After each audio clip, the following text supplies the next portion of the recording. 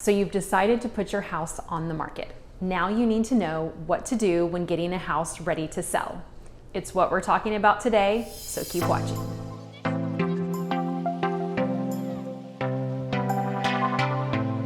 Welcome to my channel. My name is Jennifer Kneppley and I sell residential real estate in Destin, Florida with Taylor Allen Properties.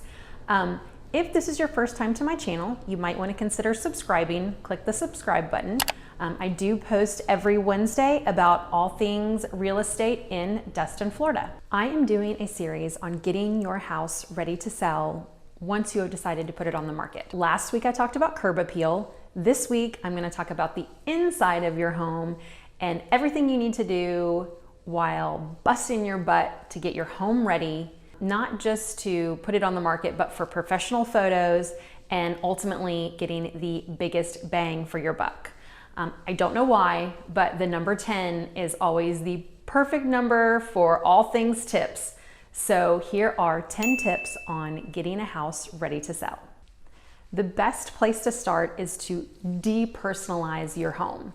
I know that might sound negative or harsh, and sometimes I hate saying it to sellers, but you really want the buyer to walk in and see the house. You don't want them to see your life choices or decor choices.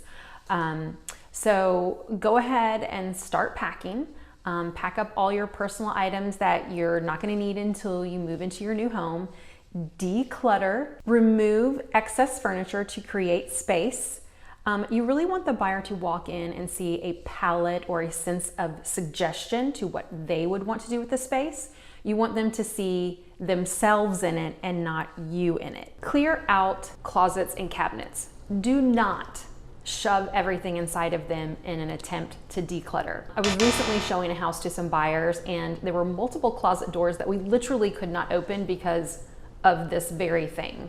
I mean, we were fearful that we were going to actually damage the door, so we just had to leave it. So clear out the cabinets, clear out the closets, pack it up, even the kitchen cabinets and the pantry. You really want the buyer to be able to see if these spaces are going to suit their needs.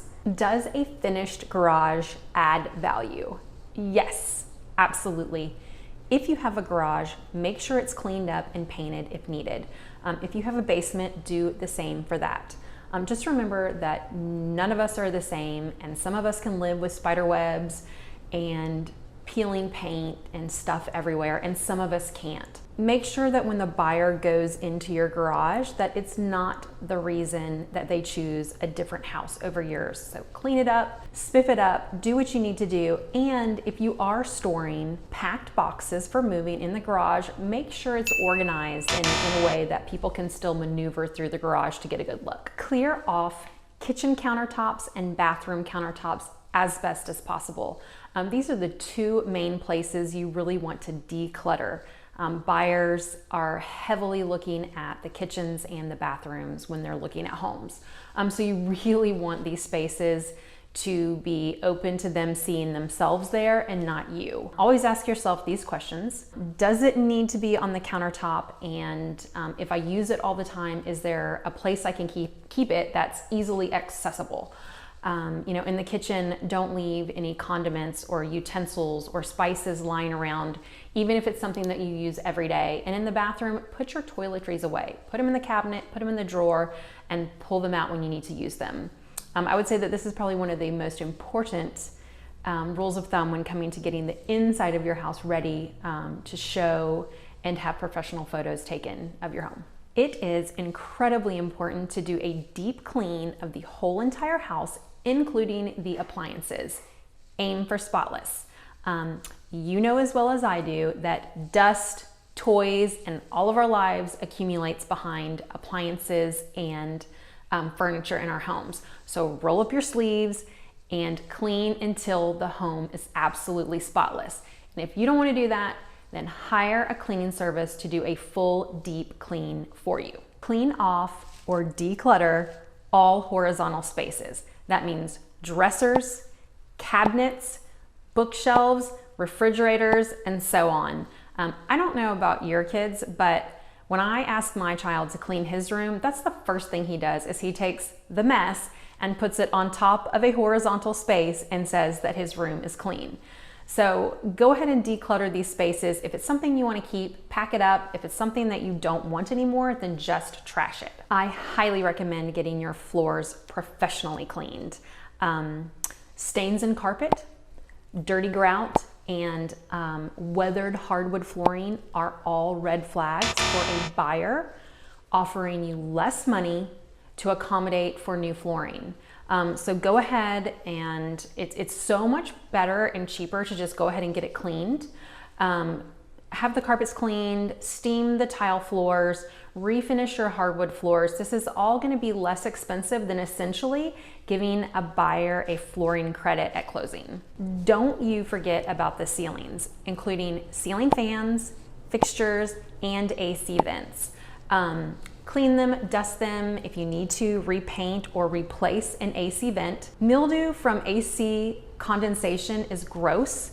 And again, it waves a red flag to the buyer. Can you guess the one thing that is highly overlooked from sellers when getting their house ready to sell? It's the fireplace. Clean it out, have it inspected. Keep your inspection report because you may need it for the time when the inspection report comes around from the buyer. And if you have a gas fireplace, make sure it works. These are, again, all red flags to buyers. Just like when you're creating curb appeal, you've got to clean your windows on the inside as well. Don't forget about the window dressings, meaning the blinds or the curtains. Wash them, clean them, replace anything that needs to be replaced, and just make it look as crisp and clean as possible. Getting a house ready to sell does not have to be overwhelming. Use these tips that I have provided for you. Involve the whole family. If you don't have time to do that, hire professionals. I promise you that the little bit of effort that you put in at the beginning to get your house ready to sell will pay off huge when you're getting offers from buyers. Give my video a thumbs up, share it, subscribe to my channel, and I'll see you next Wednesday. Go ahead and check out my video, which is answering what is curb appeal.